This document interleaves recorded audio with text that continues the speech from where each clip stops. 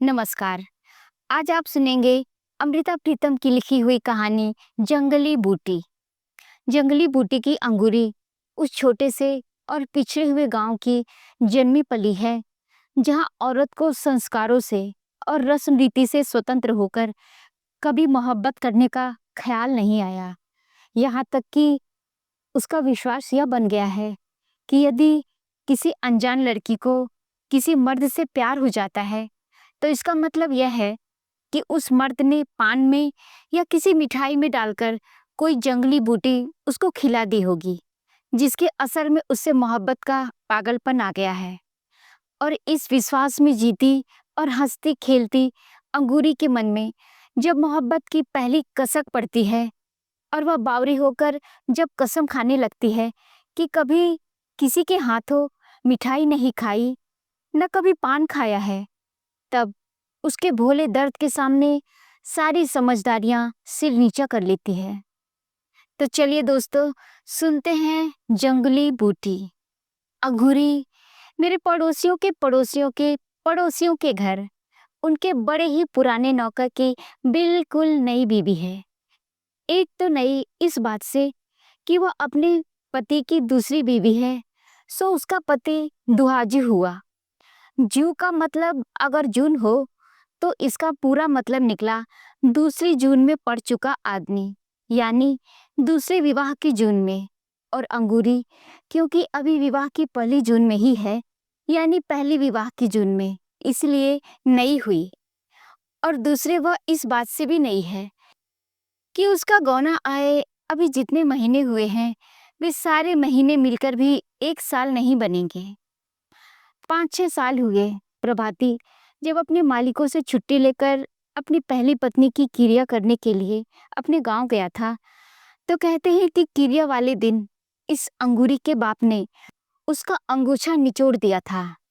किसी भी मर्द का यह अंगूछा भले ही अपनी पत्नी के मौत पर आंसुओं से नहीं भींगा होता, चौथे दिन की क्रिया के दिन नहाकर बदन पोंछने के बाद वह अंगूछा पानी में ही भींगा होता है। पर इस साधारण सी गांव की रस्म से किसी और लड़की का बाप उठकर जब यह अंगूछा निचोड़ देता है, तो जैसे कह रहा होता है, उस मरने वाली की जगह मैं तुम्हें अपनी बेटी देता हूँ, और अब तुम्हें रोने की जरूरत नहीं, मैंने तुम्हारा आंसुओं से भींगा हुआ अंगूछा भी सुखा दिया है। इसी तरह प्रभाती का इस दिन अंगूरी के साथ दूसरा विवाह हो गया था। पर एक तो अंगूरी की आयु अभी बहुत छोटी थी, और दूसरे अंगूरी की माँ गठिया के रोग से जड़ी हुई थी, इसलिए गोने की बात 5 सालों पर जा पड़ी। फिर एक एक कर 5 साल भी निकल गए, और इस साल जब प्रभाती अपने मालिकों से छुट्टी लेकर अपने गांव गौना लेने गया था, तो अपने मालिकों को पहले से ही कह कर गया था कि या तो वो अपनी बहू को भी साथ लाएगा और शहर में अपने साथ रखेगा, और या तो फिर वह गांव से लौटेगा ही नहीं। मालिक तो पहले दलील करने लगे थे कि एक प्रभाती की जगह अपनी रसोई में से वे 2 जनों की रोटी नहीं देना चाहते थे। पर जब प्रभाती ने यह बात कही कि वह कोठरी की पीछे वाली कच्ची जगह पोतकर अपना अलग चूल्हा बनाएगी, अपना पकाएगी, अपना खाएगी, तो उसके मालिक यह बात मान गए थे। सो अंगूरी शहर आ गई थी। चाहे अंगूरी ने शहर आकर कुछ दिन मोहल्ले के मर्दों से तो क्या, औरतों से भी घूंघट न उठाया था, पर धीरे धीरे उसका घूंघट झीना हो गया था। वह पैरों में चांदी की झांझरें पहनकर छनक छनक करती मोहल्ले की रौनक बन गई थी। एक झांझर उसके पाँव में पहनी होती, एक उसकी हंसी में। चाहे वह दिन का अधिकतर हिस्सा अपनी कोठरी में ही रहती थी, पर जब भी बाहर निकलती, एक रौनक उसके पाँव के साथ साथ चलती थी। यह क्या पहना है अंगूरी? यह तो मेरे पाँव की छैल चूड़ी है, और यह अंगुलियों में, यह तो बिछुआ है, और यह बाहों में, यह तो पछेला है, और माथे पर आलीबंद कहते हैं इसे। आज तुमने कमर में कुछ नहीं पहना? तगड़ी बहुत भारी लगती है, कल को पहनूंगी। आज तो मैंने तौक भी नहीं पहना, उसका टांका टूट गया है, कल शहर जाऊंगी, टाका भी गड़ाऊंगी और नाक की कील भी लाऊंगी। मेरी नाक को नक्शा भी था, इतना बड़ा, मेरी सास ने नहीं दिया। इस तरह अंगूरी अपने चांदी के गहने एक मड़क से पहनती थी, एक मड़क से दिखाती थी। पीछे जब मौसम फिरा था, अंगूरी का अपनी छोटी कोठरी में दम घुटने लगा था। वो बहुत बार मेरे घर के सामने आ बैठती थी। मेरे घर के आगे नीम के बड़े बड़े पेड़ हैं और इन पेड़ों के पास जरा ऊंची जगह पर एक पुराना कुआं है। चाहे मोहल्ले का कोई भी आदमी इस कुएं का पानी नहीं भरता, पर इसके पार एक सरकारी सड़क बन रही है और उस सड़क के मजदूर कई बार इस कुएं को चला लेते हैं, जिससे कुएं के इर्द गिर्द अक्सर पानी गिरा होता है और यह जगह बड़ी ठंडी लगती है। क्या पढ़ती हो बीबी जी? एक दिन अंगूरी जब आई, मैं नीम के पेड़ों के नीचे बैठकर एक किताब पढ़ रही थी। तुम पढ़ोगी? मेरे को पढ़ना नहीं आता, सीख लो ना। क्यों? औरत को पाप लगता है पढ़ने से। औरत को पाप लगता है, मर्द को नहीं लगता ना। मर्द को नहीं लगता। यह तुम्हें किसने कहा है? मैं जानती हूँ। फिर मैं तो पढ़ती हूँ, मुझे पाप लगेगा? शहर की औरत को पाप नहीं लगता, गांव की औरत को पाप लगता है। मैं भी हंस पड़ी और अंगूरी भी। अंगूरी ने जो कुछ सीखा सुना हुआ था, उसमें उसे कोई शंका नहीं थी, इसलिए मैंने उससे कुछ न कहा। वह अगर हंसती खेलती अपनी जिंदगी के दायरे में सुखी रह सकती थी तो उसके लिए यही ठीक था। वैसे मैं अंगूरी की मुंह की ओर ध्यान लगाकर देखती रही। गहरे सांवरे रंग में उसके बदन का मांस गुथा हुआ था। कहते हैं औरत आटे की लोई होती है, पर कईयों के बदन का मांस उस ढीले आटे की तरह होता है जिसकी रोटी कभी भी गोल नहीं बनती, और कईयों के बदन का मांस बिल्कुल खमीरे के आटे जैसा, जिसे बेलने से फैलाया नहीं जा सकता। सिर्फ किसी किसी के बदन का मांस इतना सख्त गुथा होता है कि रोटी तो क्या, चाहे पूरियां बेल लो। मैं अंगूरी के मुंह की ओर देखती रही, अंगूरी की छाती की ओर, अंगूरी की पिंडलियों की ओर। वह इतने सख्त मैदे की तरह गुथी हुई थी कि जिससे मठरियां तली जा सकती थी। और मैंने इस अंगूरी का प्रभाती भी देखा हुआ था, ठिगने कद का, ढलके हुए मुंह का कसोरे जैसा। और फिर अंगूरी के रूप की ओर देखकर मुझे उसके खाविंद के बारे में एक अजीब तुलना सूझी कि प्रभाती असल में आटे की इस घनी गुथी लोई को पकाकर खाने का हकदार नहीं, वह इस लोई को ढककर रखने वाला कठवत है।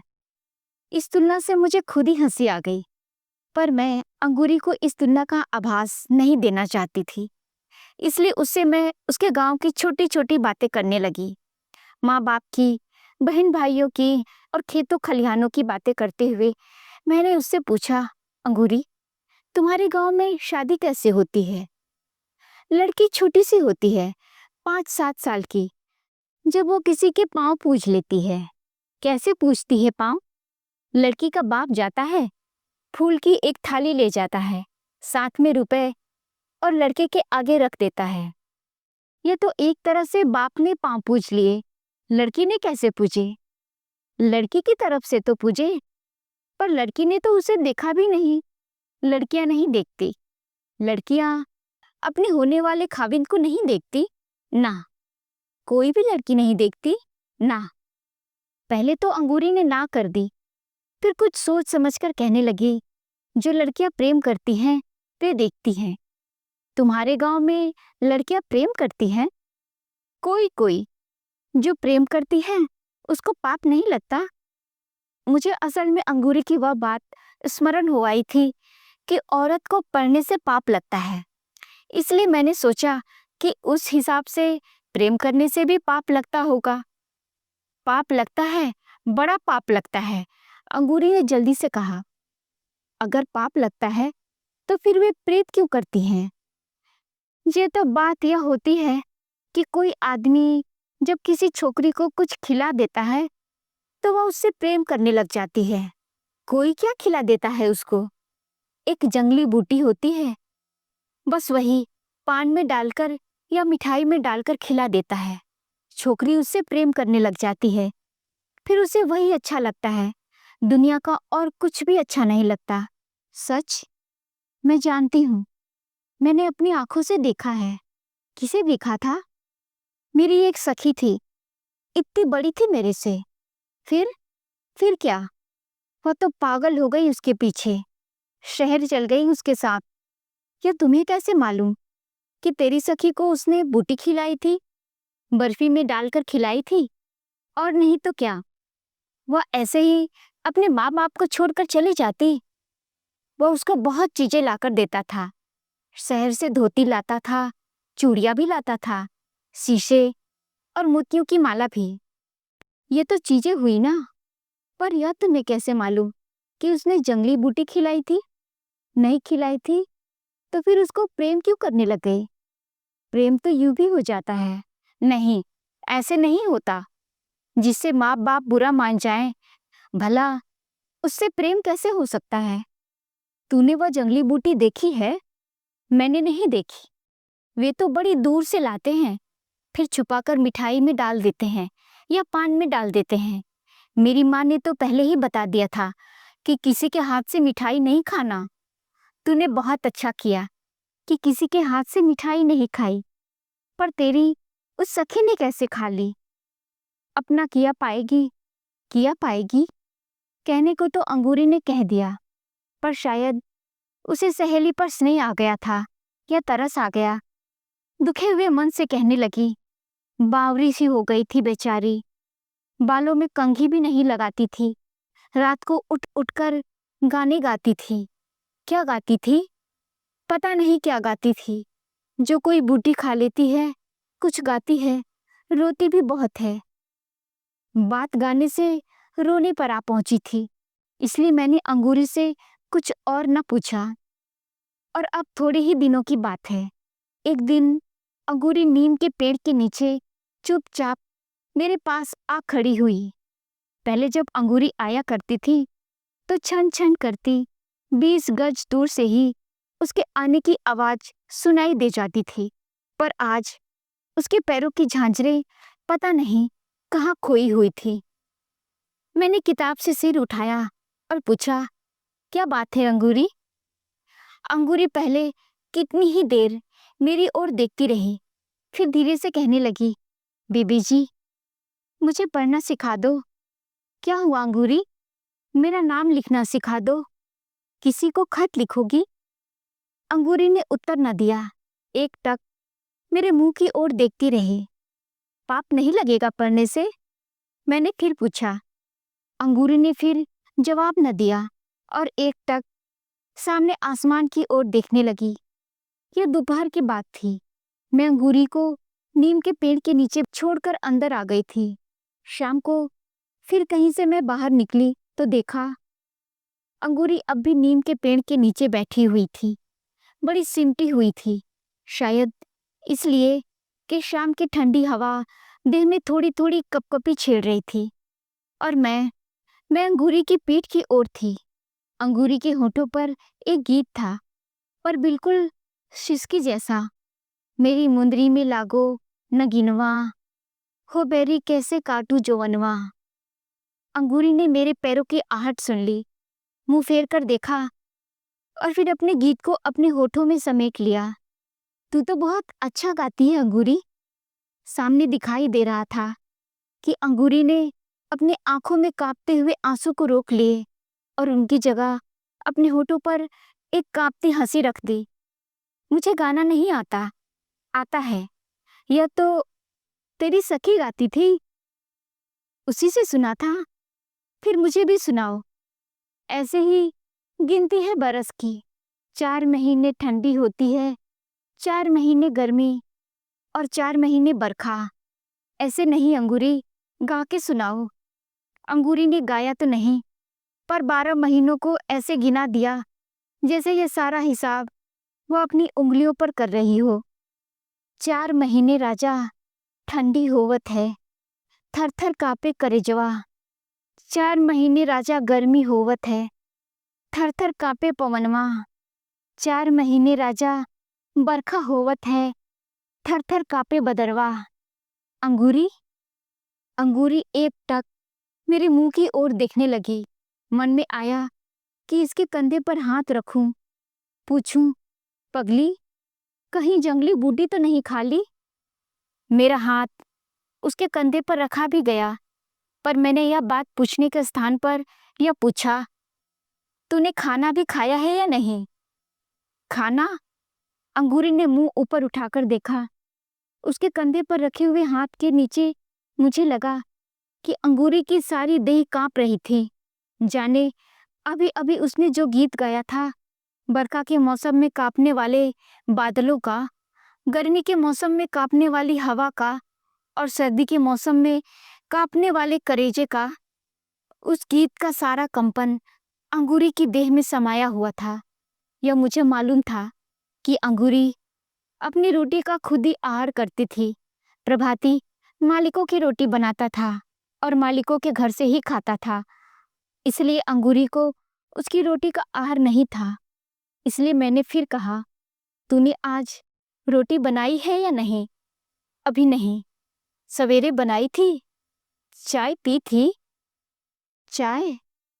आज तो दूध ही नहीं था। आज दूध क्यों नहीं लिया था? वह तो मैं लेती ही नहीं। वह तो तू रोज चाय नहीं पीती? पीती हूँ। फिर आज क्या हुआ? दूध तो वह राम तारा हमारे मोहल्ले का चौकीदार है, सबका साझा चौकीदार। वह सारी रात पहरा देता। वह सबेरदार खूब उनिंदा होता है।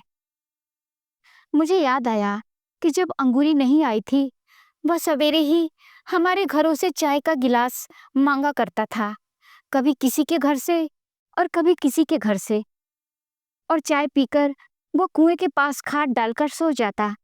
जब से अंगूरी आई थी, वह सवेरे ही किसी ग्वाले से दूध लेता था, अंगूरी के चूल्हे पर चाय का पतीला चढ़ाता था, और अंगूरी, प्रभाती और राम तारा तीनों चूल्हे के गिर्द बैठकर चाय पीते थे। और साथ ही मुझे याद आया कि राम तारा पिछले 3 दिनों से छुट्टी लेकर अपने गांव गया हुआ था। मुझे दुखी हुई हंसी आई और मैंने कहा, और अंगूरी, तुमने 3 दिन से चाय नहीं पी? ना। अंगूरी ने जुबान से कुछ न कहकर केवल सिर हिला दिया। रोटी भी नहीं खाई? अंगूरी से बोला न गया। लग रहा था कि अगर अंगूरी ने रोटी खाई भी होगी तो न खाने जैसी ही। रामतारी की सारी आकृति मेरे सामने आ गई। बड़े फुर्तीले हाथ पांव, एक हरा बदन, जिसके पास हल्का हल्का हंसती हुई और शर्माती हुई आंखें थी, और जिसकी जुबान के पास बात करने का एक खास सलीका था। अंगूरी जी, कहीं जंगली बूटी तो नहीं खा ली तूने? अंगूरी के मुंह पर आंसू बह निकले। इन आंसुओं ने बह बहकर अंगूरी के लटों को भिगो दिया, और फिर आंसुओं ने बह बहकर उसके होठों को भिगो दिया। अंगूरी के मुंह से निकलते अक्षर भी गीले थे। मुझे कसम लागे, जो मैंने उसके हाथ से कभी मिठाई खाई हो। मैंने पान भी नहीं खाया, सिर्फ चाय। जाने उसने चाय में ही, और आगे अंगूरी की सारी आवाज उसके आंसुओं में डूब गई। दोस्तों, कैसी लगी आपको अंगूरी की ये प्रेम कहानी? कमेंट में जरूर बताइएगा। आप और कैसी कहानियां सुनना पसंद करेंगे, वह भी बताइएगा। तो चलिए मिलते हैं फिर एक और नई कहानी के साथ अगले अंक में। तब तक के लिए चैनल को सब्सक्राइब कीजिए और सुनते रहिए बोध दी किताबें। नमस्कार।